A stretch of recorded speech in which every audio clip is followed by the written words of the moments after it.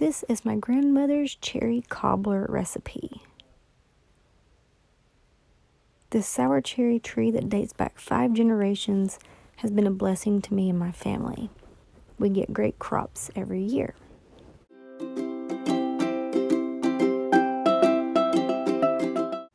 I always use the cherries fresh when they're in season, but when they're not, I use what I have pitted and frozen from the season. So what you need to do is just completely thaw the cherries. I am using the microwave to defrost these. Once thawed, you add 1/4 cup of water to the cherries in an 8x8 baking dish. This gives them some moisture to dissolve. Next, in a bowl, I combine 1 cup of granulated sugar with self-rising flour and 1 cup of milk, and then stir until incorporated. This will be a thin mixture with a few small flour lumps, but that is okay. Next up, add 1 stick of unsalted butter to the cherries. Then you just want to go ahead and pour over that dough mixture to the cherries. Start on the outer edges, working your way into the center.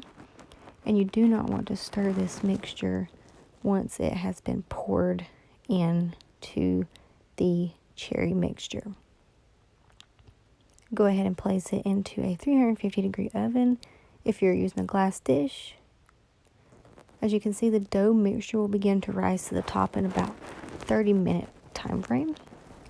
You can check the center of the crust for doneness with a knife, and it should come out clean. That is how you know your cobbler is ready. Now let's plate this family favorite. You will love this taste so much. It is tart from those cherries with a sweet dough.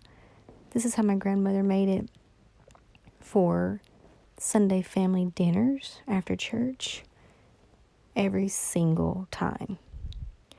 It was a favorite back then, and it is definitely my favorite today and will continue to be.